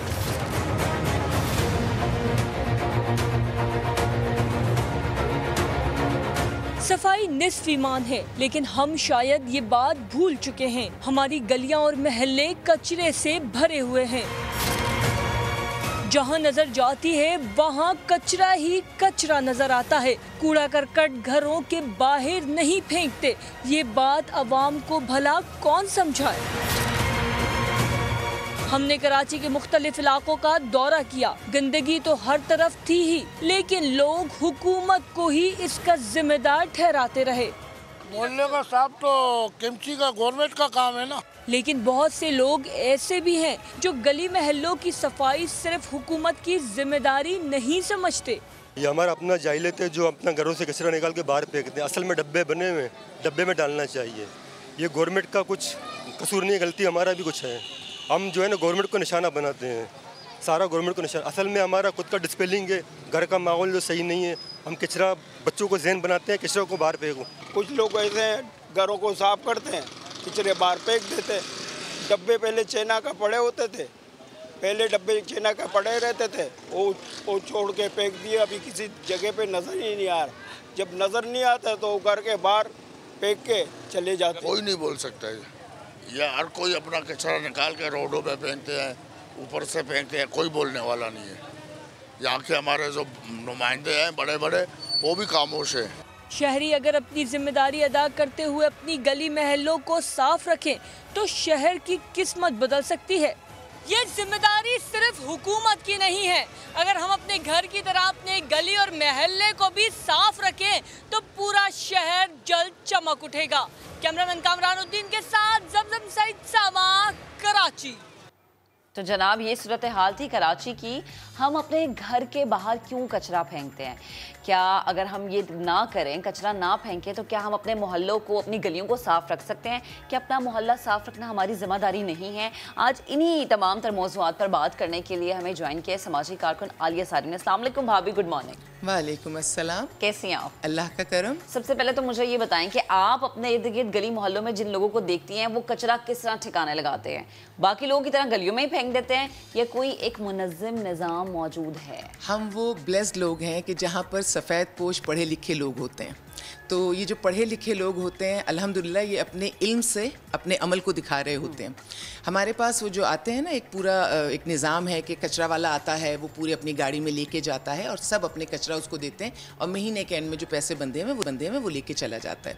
और कचरा कुंडी हमारे करीब में उस लाइन में नहीं है, लेकिन मैं नॉर्थ आज़माबाद की बात बताऊं। नॉर्थ आज़माबाद में बहुत सारी कचरा कुंडियां हैं। एक वो ये पहाड़गंज की तरफ बहुत ही बुरी कचरा कुंडी है और मैं समाबक को इस बात की मुबारकबाद देती हूँ कि पहले भी मुहिम चलाई थी इन लोगों ने और उन इलाकों की, उन जगहों की निशानदेही की थी जिसकी सफाई की गई थी, उसमें वो इलाका भी मौजूद था। तो हमारी गली, हमारे पीछे की गलियाँ तो साफ़ हैं, लेकिन ये जो कच्ची आबादियाँ जो इन इलाकों के करीब होती हैं, वहाँ पर ये सारी चीज़ें बहुत परवान चढ़ती हैं और इलाका चाहे गली हो या करीब का कोई इलाका हो, असर हर तरह से पड़ रहा होता है। तो मैं समझती हूँ कि उस जगह को भी साफ़ होना चाहिए जहाँ पे कचरा फेंका जा रहा होता है। ये तो आप नॉर्थ आज़माबाद की बात करें हैं, कराची के अब अच्छे इलाके जैसे क्लिफ्टन या डिफेंस, मैंने तो यहाँ पर भी कचरा देखा है और बहुत ज़्यादा कचरा देखा है। यहाँ पर भी लोगों, चले पढ़े लिखे लोग तो यहाँ पे रहते हैं, लेकिन उनकी वो समाज, उनका वो इल्म यहाँ दिखाई नहीं देता। इवन आप समंदर में चले जाएँ, वहाँ पर ये हालात हमें नजर आते हैं। तालीम एक और चीज़ है, शऊर एक अलग चीज़ है। तो तालीम होना एक अच्छी बात है, लेकिन अगर तालीम के साथ शऊर नहीं होता ना, और सफाई तो निस्फ ईमान है। बात यह कि हमारा माइंडसेट सही तरह से बनाया नहीं गया। हम समझते हैं कि घर के अंदर की टेरिटरी हमारी है, घर के बाहर की टेरिटरी हमारी है ही नहीं। हम अपने घर को ओन करते हैं, मुल्क को ओन करते ही नहीं। ओन करना है, ये ओन करने की बात है कि घर भी मेरा, शहर भी मेरा और मुल्क भी मेरा। मैं अपने आप में भी पूरा मुकम्मल और मैं कौम की हैसियत से भी मुकम्मल। इकबाल ने कहा था ना, हर फर्द है मिल्लत की मुक़द्दर का सितारा। तो इकबाल इतने बेहतरीन, उनकी जो सोच और उनकी जो दानिश्वर वो थे बेहतरीन, उन्होंने किसी एक फ़र्द को भी, हमारे कौम के एक फ़र्द को भी आज़ाद नहीं छोड़ा था। उन्होंने कहा अगर हम तरक्की करेंगे तो हर फ़र्द का उसमें कंट्रीब्यूशन है। इसके ऑपोजिट भी सोचिएगा, क्योंकि हम दूसरे की तरफ इशारा करते हैं। अगर हम तरक्की नहीं करेंगे तो भी हर फर्द उसमें शामिल है। उसमें हुकूमत को इल्ज़ाम देना, उसमें लोगों को या दूसरों के ऊपर उंगली उठाने की ज़रूरत नहीं है। कोशिश करें कि अपने गिरबान में हम झांक लें कि हम क्या कर रहे हैं और हम किस तरह से बेहतरी कर सकते हैं। एक लेजीनेस भी तो है आलिया भाभी, जिसमें अगर हम फॉर एग्जांपल सीव्यू पर जाएं, वहाँ पर डस्टबिन लगी होंगी, लेकिन 10 फरलांग के फासले पर जब वॉक करके आइसक्रीम खा रहे होंगे उसका रैपर आप वहीं फेंकेंगे, 10 फरलांग दूर जाकर डस्टबिन में नहीं फेंकेंगे। आप गाड़ी में जा रहे हैं, आपने रैपर फेंक दिया बाहर, गाड़ी गंदी ना हो जाए, बाहर फेंक दिया। इसी तरह अपनी खिड़की से किसी रैपर को बाहर फेंक देना। बच्चा तो तब फेंकेगा जब आप फेंकेंगे, बच्चा क्योंकि ज़रा कॉपी करता है। ये हम सिखा नहीं रहे, शायद ये हम बच्चों को बता नहीं रहे। बहुत दुख से कहूँगी कि मैं, तकलीफ इस बात की हो रही है कि इतनी सी बात के लिए भी मैं इंतज़ामिया को कहूँगी कि पनिश करे। मुझे कहते हुए अच्छा नहीं लग रहा, लेकिन जब बहैसियत कौम हमारा एक मिजाज ऐसा बनता चल गया है कि हमें ज़रूर कोई दूसरा चेक करेगा। एक चेक एंड बैलेंस हमारे अंदर होता है, बिल्कुल ठीक है। और अगर मैं मज़हब के हवाले से कहूँ तो मज़हब ले लूँ या मैं समाज को ले लूँ या मैं अपने कानून को ले लूँ, वो चेक एंड बैलेंस अंदर होगा कि मुझे कोई पकड़े या ना पकड़े, मैं खुद, मेरा दिल दिमाग तो मलामत करेगा ना। वो साइकी ख़त्म हो गई है। और अगर फिर दूसरी तरफ ले जाऊँ तो बात ये है कि अगर आप इस किस्म की कोई पनिशमेंट्स लगाएंगे तो शायद तभी इनको अकल और शऊर आएगा। शऊर इनको है लेकिन उसको इम्प्लीमेंट नहीं करते, क्योंकि उनको लेजीनेस भी और उनको ये इजी लगता है कि फेंक देंगे और कोई हमें पूछेगा भी नहीं। लेकिन ये जो मैं समझती हूँ बहुत सारी वीडियोस बना करती हैं, अगर ये भी वीडियोस बनने लगे कि कितनी बड़ी गाड़ी से कौन सा कचरा बाहर फेंका गया, बिल्कुल कोई तो काम हम कर सकते हैं ना, किसी तरह तो हम पब्लिक को, अपने लोगों को संभाल सकते हैं, हम इनको पकड़ सकते हैं। लेकिन ये भी होता है कि जो कचरा कुंडियाँ बनाई जाती हैं फिर वो कुछ अरसे में गायब भी हो जाया करती हैं। और उसमें क्या कहूँ, हमारे वो लोग जो एक बहुत बड़ा फाउंटेन लगा था और उसके हर पुर्जा निकाल लिया गया था और बेच दिया गया था, तो लोहे की चीज़ तो आप कहीं भी लगाइएगा वो बेच दी जाती है, ढक्कन तक गायब हो जाते हैं यहाँ पे तो, और कोई पूछने वाला नहीं। और ये भी कहूँ कि करोड़ों के घर होते हैं और अगर बाहर वो 2000 का ढक्कन है तो नहीं लगाते, और जब कोई बच्चा गिर जाता है, कोई हादसा हो जाता है, शोर मचाते हैं। जहन तो इतना हमारा माऊफ है कि मैं एक इलाके में मेरा जाना हुआ, दोनों तरफ बड़ी बड़ी उनकी बिल्डिंग्स थी 3 मंजिला, और बीच में एक प्लॉट जो है वो खाली था। दोनों घरों से कचरा उस खाली प्लॉट में जा रहा था। मज़े की बात यह है कि जिसका खाली प्लॉट था उसको तो कोई फ़र्क नहीं पड़ता, क्योंकि वो तो वहाँ नहीं था। तकलीफ कौन उठा रहे थे? दोनों घर वाले। और वो शिकायत कर रहे थे कि हम मुतवातिर बीमार रह रहे हैं, मच्छर आ रहे हैं ये। तो मैंने उनको यही कहा, मैं और कह रहे हैं कि ये फ़र्ज़ इसका है जिसका प्लॉट है। अच्छा, यानी जिसका प्लॉट है वो उसकी सफाई करे, वो उस पर कंस्ट्रक्शन कराए, वो रहता ही नहीं। ये माइंड सेट है कि आप जो गंदगी ये सोच के फैला रहे हैं कि दूसरा असरअंदाज होगा, आप बराह रास्त खुद उससे असरअंदाज हो रहे हैं, लेकिन ये सोचने और समझने की सलाहियत नहीं रखते। कल एक जगह मेरी गाड़ी थी, रोड पे सामने एक बस ख़राब हो गई और अफ्तार का टाइम था, मुझे अफ्तारी ज़ाहिर बनानी थी, तो मैं ज़रा जल्दी में थी। वो बस वाला टायर बदल रहा था और उसने जब मैंने हॉर्न पे कहा कि भाई जगह छोड़ दो, तो कहने लगा देख नहीं रहे कि हम टायर बदल रहे हैं। अच्छा हो गया। अब साइड पे मैकेनिक के लिए 2 गाड़ियां खड़ी थी और जब उनको कहा भाई तुम रोड को छोड़ो, तो कहने लगा हम तो कोने पे खड़े हैं, जो बीच में खड़ा है उससे बात कीजिए। हमारा माइंडसेट योग है, हम सब गलत हो गए। हम सब, वो भी पार्किंग में नहीं था और ये भी बीच में टायर बदल रहा था, और जब हम एक दूसरे से बात करते हैं तो आवाज़ ऊंची कर लेते हैं और आवाज़ ऊंची करके हम ये समझते हैं कि शायद हम हावी हो जाएंगे। अच्छा चलिए, आप वक्ती तौर पे हावी हो भी गए, कैसे सोल्यूशन निकलेगा? बिल्कुल भी नहीं। कैसे बेहतरी आएगी? बिगाड़ होगा। तो बेहतर है हम लॉजिकली सोचें, और हम सब एक ही कश्ती में सवार हैं। पाकिस्तान क्या, मैं ये पूरी दुनिया की बात कर रही हूँ। जब ये इंडस्ट्रियल कंट्रीज़ ने, जब यहाँ धुआं गया और ओजोन लेयर की डिप्लीशन हुई, पता चला ना कि पूरी दुनिया एक ही साथ डूबेगी, खुदा न खास्ता। अगर अच्छाई होगी तो पूरी दुनिया की, और अगर बुराई तो ये चीज़ सोचने की ज़रूरत है कि जब पूरी दुनिया एक ही कश्ती में सवार है तो हम तो एक ही मुल्क के लोग हैं, हम तो एक ही साथ कामयाब होंगे। और अल्लाह हमें कामयाबी ना करे, क्योंकि मुझे दूसरे अल्फाज अच्छे ही नहीं लगते। और वो इकबाल आज बहुत मेरे दिल में आ रहे हैं, उसकी वजह ये कि इकबाल की हर बात बहुत बेहतरीन है। उन्होंने कहा ना, पैवस्ता रहे शजर से उम्मीदें बाहर रख। मैं कभी कभी सोचती हूँ ये शजर कौन है और उम्मीद कौन सी है? ये शजर हुकूमत है या ये शजर हमारी आवाम है? लेकिन कोई शजर, इकबाल ने अगर कह दिया कि एक शजर है तो शजर तो है, उससे व्यवस्था भी रहना है और उम्मीदें बाहर भी रखनी है। अच्छा भाभी, अब जैसे हम देखते हैं कि एक जगह से उठाते हैं कूड़ा, अपने घर से बाहर फेंक देते हैं, किसी के प्लॉट में फेंक देते हैं, किसी के घर के सामने फेंक देते हैं, कोई निज़ाम नहीं है। अब क्या कोई कानून बनाया जाए कि कोई किसी के घर के बाहर कूड़ा फेंक रहा है या किसी के प्लॉट में, तो भाई उसके खिलाफ कानूनी कार्रवाई? इससे पहले कि महक कि आप बाकी जवाब दें, आलिफ अभी इस वक्त हम जो फुटेज दिखा रहे हैं, अगर स्क्रीन पर भी आप देखें कि ये प्लॉट वाला मामला भी नहीं है, ये पूरी एक गुजरगाह है। इसका मतलब है कि यहाँ रहने वाले तमाम लोग यहीं पर कचरा फेंकते हैं और फेंकते ही चले जा रहे हैं, क्योंकि ये सिर्फ एक हिस्सा, एक प्लॉट, एक नुक्कड़ नहीं है, ये पूरा का पूरा रास्ता है जिसमें रोड गायब हो चुकी है और वह पूरा इलाका भर चुका है कचरे से। इसका मतलब क्या है? कोई एक शख्स नहीं है, ये कोई दर्जन भर शख्स नहीं है, ये पूरा इलाका जिम्मेदार है। कराची की आबादी को देखिए, उस आबादी के हिसाब से पर हेड अगर आप कचरा निकालेंगे तो आप अंदाज़ा कीजिए कि वो कितना कचरा होता है। और मैं मज़े की बात ये, कचरा नहीं होता, कचरे से आप बहुत सारी चीजें प्रोडक्टिव कर सकते हैं। कितने दुख की बात है कि हम हर चीज को ही खो देते हैं, सेग्रीगेट ही नहीं करते नहीं। और हम उससे, इसमें कितनी चीजें वो होती हैं जो रिसाइकिल हो जाती हैं। और हमारे अफगानी बच्चे, यकीन जाने, वो जो मैग्नेट लेके घूमते हैं कचरे में, वो उसको करते हैं, उससे उनको जो लोहा मिल जाता है वो उसको बेच के अपने शब रोज उससे गुजारते हैं, अपना पेट उससे पालते हैं। बहुत सारे बच्चे ऐसे हैं जो वहाँ पे आके कपड़ा उठाते हैं। वो कपड़ा कहाँ कहाँ इस्तेमाल होता है, वो उन सोफों में भी इस्तेमाल होता है जहाँ वो भरा जा रहा होता है। इसी तरह बहुत सारे बच्चे वो कागज़ उठाते हैं।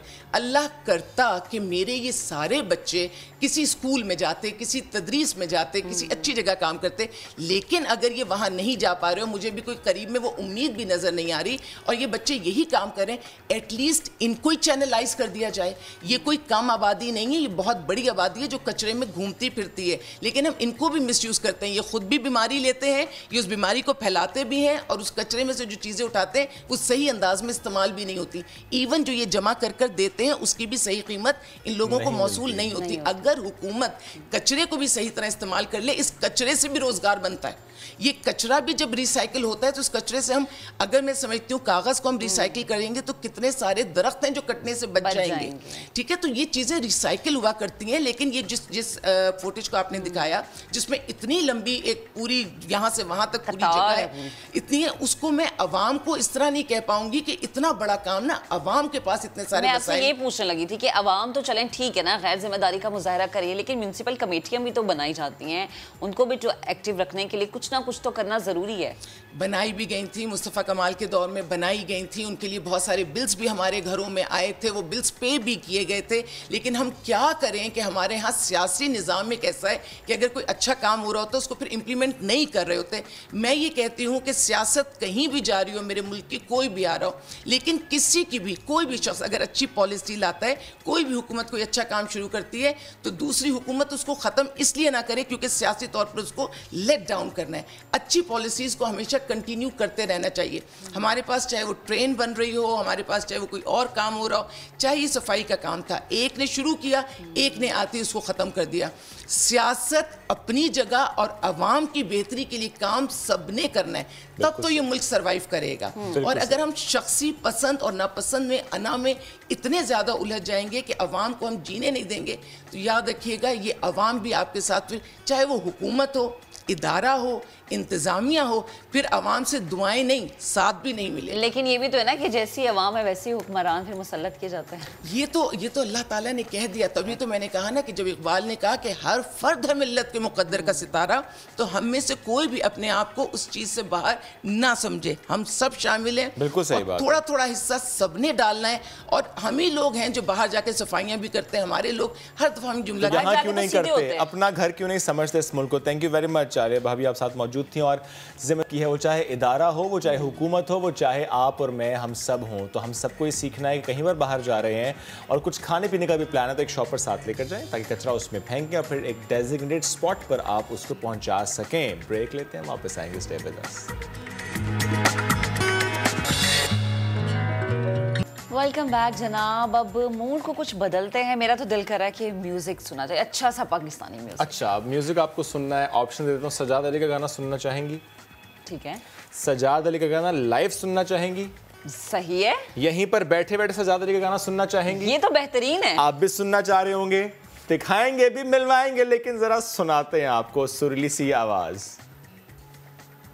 पानियों पे चल रही हैं कश्तियाँ भी जल रही हैं, हम किनारे पर नहीं है हो।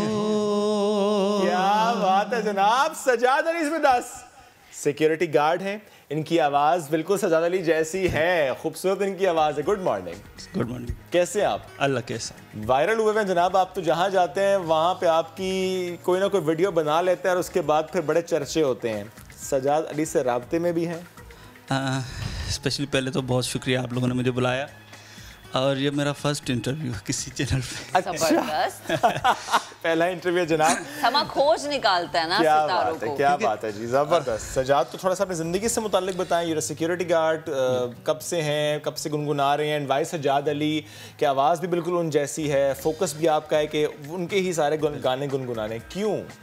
जब मैं पैदा हुआ था 1987 में, तो सजाद सर का एक एल्बम आया था गज़ल बहार के नाम से। अच्छा। तो उन्हें बहुत सारी गज़लें थी, साहिल पे खड़े हो, बने थे दोस्त वगैरह, कोई तो बात हो ऐसी। पैदा होते साथ ही गाने सुने थे आप? नहीं, मैंने नहीं सुना, मेरी अम्मा ने सुने थे।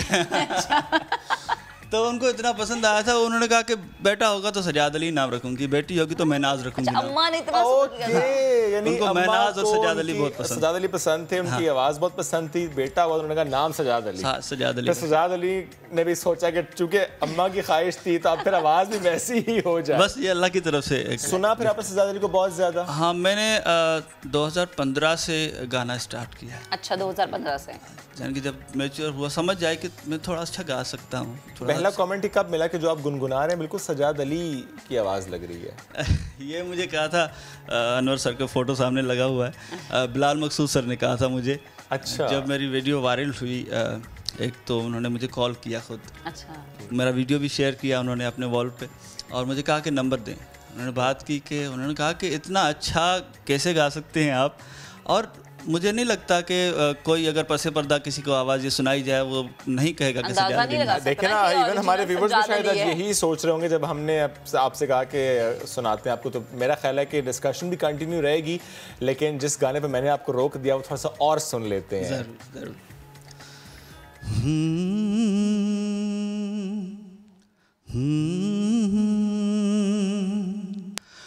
पानियों में चल रही हैं कश्तियाँ भी जल रही हैं, हम किनारे पर नहीं हैं हो।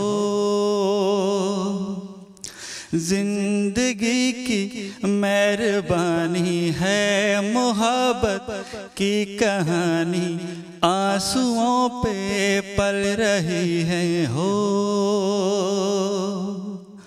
ओ हो हो हो हो हो हो।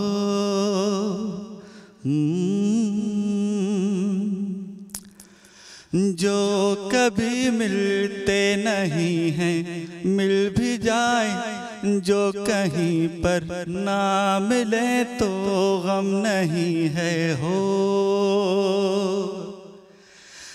दूर होते जा रहे हैं ये किनारे वो किनारे, ना तुम्हारे ना हमारे हो। हो हो हो हो हो हो हो।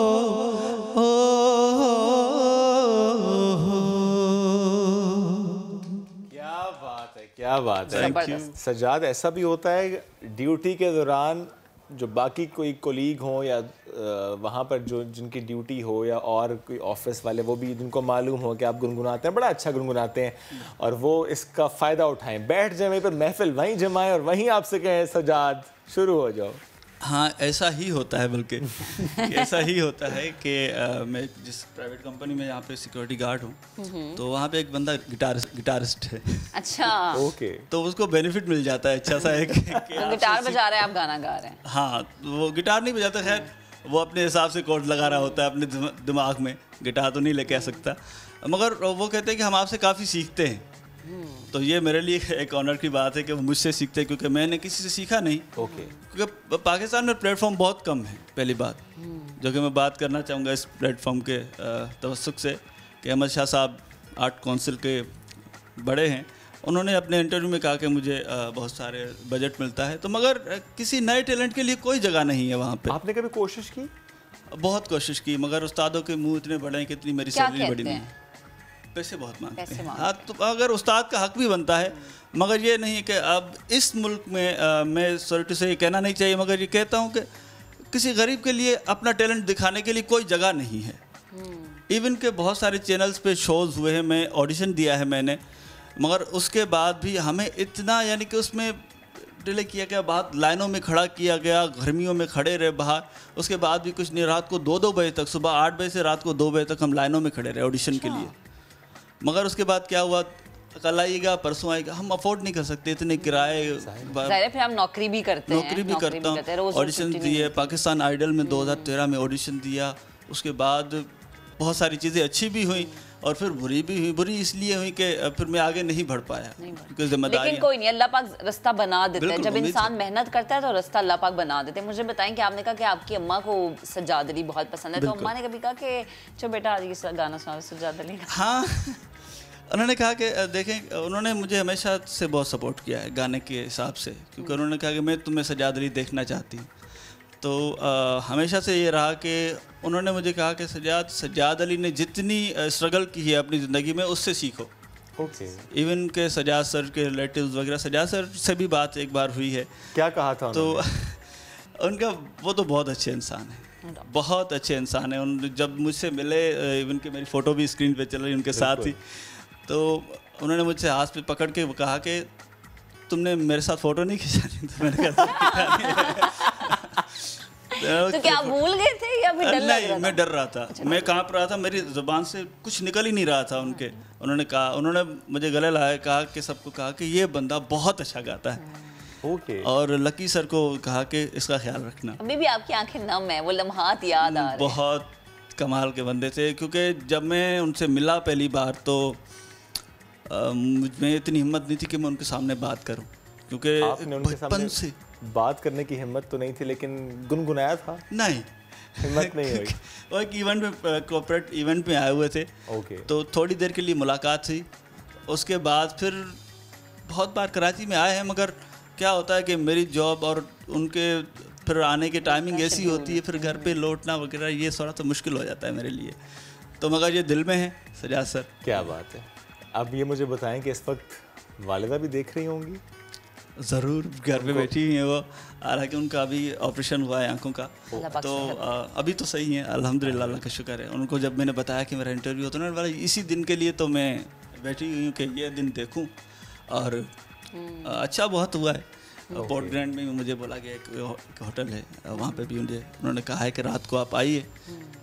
हर काम में देर होती है मगर अंधेर नहीं, तो मुझे अल्लाह पे भरोसा है कि एक दिन मेरा भी आएगा, ज़रूर आएगा इंशाअल्लाह। अभी अगर आपकी वालिदा ज़ाहिर है सुन रही हैं, और मैं अगर ये कहूँ कि समझे ये कैमरा नहीं, ये वालिदा हैं, जो ये उन्हीं की आंख है जो आपको इस वक्त देख रही है। वालिदा की ख्वाहिश, उनका ख्वाब, नाम भी रखा सजाद अली, गुनगुनाया भी आपने सजाद अली की तरह, सपोर्ट भी वालिदा ने बहुत किया। आज आप यहाँ पर बैठे हैं, इट्स योर फर्स्ट इंटरव्यू, वालिदा आपको देख रही हैं। वालिदा समझें वहाँ बैठी हैं, उस कैमरे के अंदर बैठी हैं, तो वालिदा को कहेंगे तो क्या कहेंगे? उनको क्या कहूँगा, उनके लिए तो लफ्ज़ नहीं है। पहली बात तो उनका एहसान सबसे बड़ा ये कि मुझ पे नाम सजाद अली रखा। उसके बाद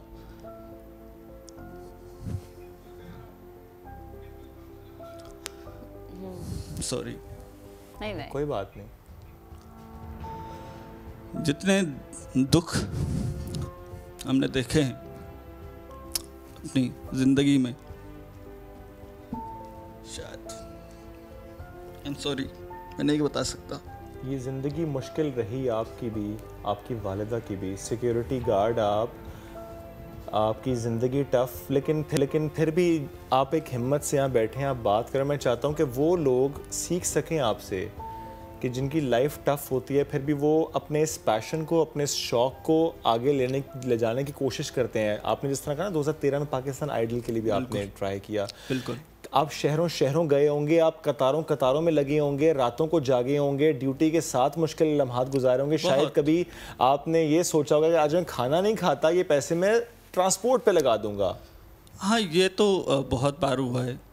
इवन कि आपने वालिदा के लिए कहा, तो बचपन में मुझे तो पता ही नहीं होता था सिंगिंग क्या है या क्या नहीं है। उन्होंने कहा कि सजाद अली को सुनो, ये एक अच्छा फ्यूचर है पाकिस्तान का जो बना सकते हैं, आप इनको सुनोगे शायद आपका भी फ्यूचर अच्छा हो जाए। तो ऐसा नहीं है कि मैं उनका नाम यूज़ करके आगे बढ़ना चाहता हूँ, ना उनकी आवाज़, ये अल्लाह की तरफ से बेशक उन्होंने कुछ सोच के नाम रखा, शायद उन्होंने थोड़ा सा मेरी आवाज़ में असर डाल दिया उनका। तो हमने ऐसे दिन भी देखे हैं कि बचपन में हमारे पास नाश्ते के पैसे नहीं होते थे, बैठे हुए होते थे।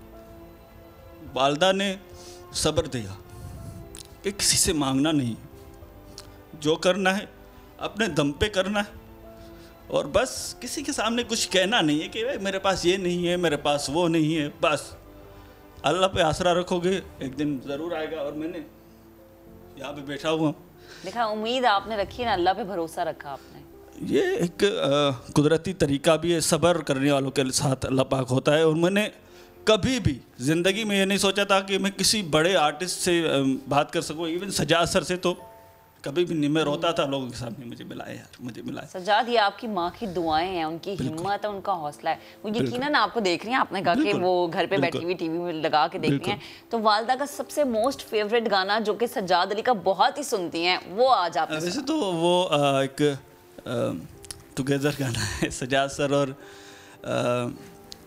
मलका तरन्नुम नूरजहान का। जब सजाद सर भी ऐसे आके खड़े हुए थे और मैडम नूरजहान हंस के उनको देख रही थी। मेरी वालिदा का नाम भी नूरजहान ही था है।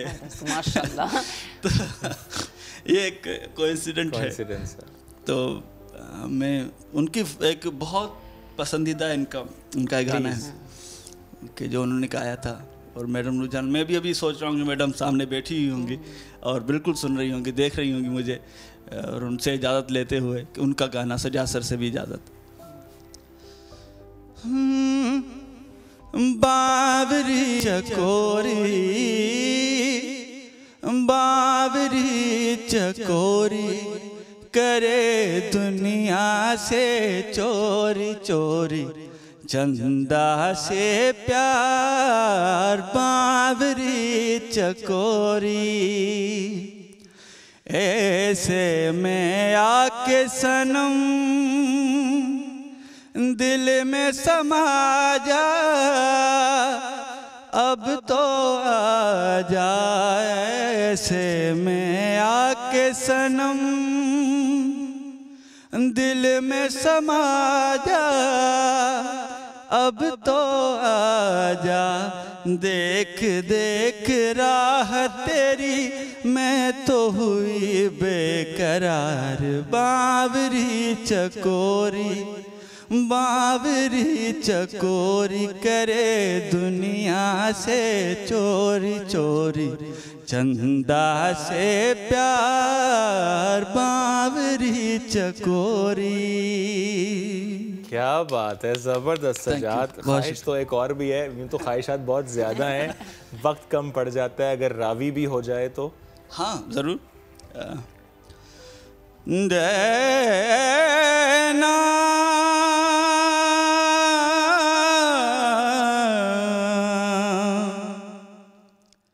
हो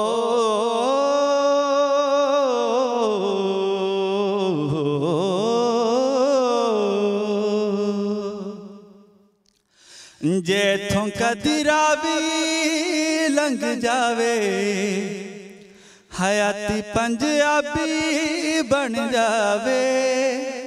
मैं बेड़ियां हजार तोड़ लहां, मैं पानी चौसान जोड़ लां। जेठों का दिरावी लंघ जावे, हाय दारारी दारा रा रा रा।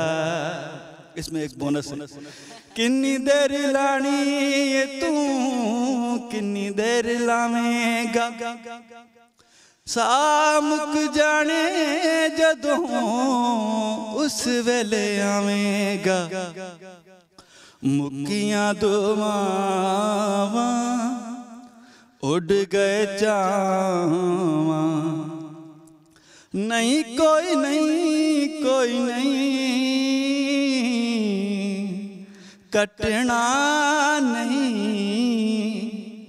वे लंघना नहीं। यादां तेरियां दे नाल दिन मेरा। Thank you so much Sajjad, thank you so much. आपका भी शुक्रिया और आपकी वालिदा का भी शुक्रिया, उनकी वजह से आप यहाँ पर आज मौजूद हैं। तो थैंक यू माँ जी, आपने तो क्या परवरिश की है, इतना मजबूत आपका ये बेटा है कि जब्त कर लेता है आंसू और फिर भी मुस्कुराता है, फिर भी गुनगुनाता है। Thank you Sajjad. एक ब्रेक लेंगे, वापस आएंगे, साथ रहिए।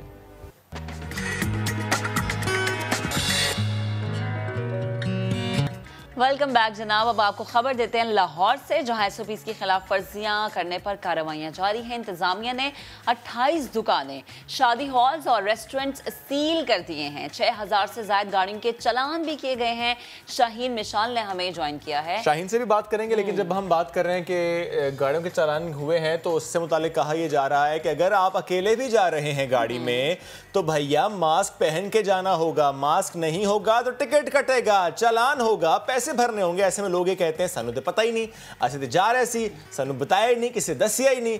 हम बता रहे हैं जनाब आपको, अलल ऐलान बता रहे हैं आपको, अगर आपने गाड़ी पर अकेले भी कहीं जाना है, चाहे इधर से उधर, उधर से इधर, किधर से भी किधर जाना हो, आपको मास्क पहनना होगा, वरना होगा चालान। और अगर ये मामला पूरे पाकिस्तान में हुआ तो फिर क्या होगा? नहीं, वैसे ये अच्छी बात है, क्योंकि डंडे के जोर पे जब आवाम को चलने की आदत हो जाए ना, तो फिर ये ऐसे चालान होना बहुत जरूरी है। मुझे लगता है ना सिर्फ लाहौर बल्कि बड़े बड़े शहर, कराची हो गई, इस्लामाबाद, फैसलाबाद, वहाँ पे ये अब निज़ाम होना चाहिए, क्योंकि कहीं पर भी जहाँ पर मास्क नहीं पहना जा रहा, बेहतियाती की जा रही है, चाहे वो लाहौर है, वो कराची है, इस्लामाबाद है, फैसलाबाद, मुल्तान, आप अपने से जुड़े जो प्यारे लोग हैं उनकी जिंदगियों के साथ आप खेलते हैं। नहीं, लेकिन गाड़ी इज अ प्राइवेट स्पेस। नहीं ना, घर में मास्क नहीं पहनते। आप अगर अकेले अपनी गाड़ी में कहीं जा रहे हैं और मास्क आपने नहीं पहना हुआ, तो मेरी जाती राय तो उसमें यही कहते हैं कि उसमें कोई मसला नहीं, बिकॉज वो आपकी एक तरह से आइसोलेशन ही है। एनीवेज जी, बढ़ते हैं आगे। चीन के माहिरीन ने खंडरात की खुदाई के दौरान 3000 साल पुराना सोने से तैयार फेस मास्क दरियाफ्त कर लिया है। मास्क होने चाहिए। माहिरीन ने सूबे सिचुआन के शहर सनशनदोई, बहुत मुश्किल नाम है, सनशनदोई बहुत मुश्किल नाम, जो भी है, एक शहर है, इसकी तारीखी मकामी खुदाई की और इस दौरान सोने से बना फेस मास्क दरियाफ्त किया। दरियाफ्त होने वाले फेस मास्क की खास बात यह है कि चेहरे को मुकम्मल नहीं ढांपता, निस्फ चेहरे को पूरी साइड से ढांप लेता है। इस तरह से राइट से या लेफ्ट से जो है ये ढांपेगा। तो मेरे ख्याल से इस मास्क की नहीं जो मैं क्या उस वक्त कोविड 50 रुपए में ये नहीं कोविड होता तो ये वाला मास्क ना मतलब वो फिर ऐसे वाला बनता जिसको अब हम थोड़ी पे लगा लेते हैं। इसको हम यहाँ पे कान पे अक्सर लोगों का लटका होता है बाइक चला रहे होते हैं, तो ऐसा बिल्कुल नहीं करना आपने, मास्क प्रॉपर लगाना आपने। अच्छा वैसे इस माहौल में मैं कहता हूँ कि हमें ना सैल्यूट पेश करना चाहिए इन कानों पे, क्योंकि जाहिर है ग्लासेस पहने तो कान संभाल रहे हैं, वो हम हैंड्स फ्री लगा रहे हैं तो कान संभाल रहे हैं, वो मास्क में तो कान संभाल रहे हैं, तो कानों को इज्जत दो। हाँ, मेरी ऐप भी जो लगी है जिसपे पीछे से हमें इंस्ट्रक्शन मिलती है वो भी देखा, कान जो है ना वो बड़ा जरूरी है। आप लोग तो इतने हैवी वो इयररिंग्स लटका लेते हैं, कानों को इज्जत दो जी। इस साल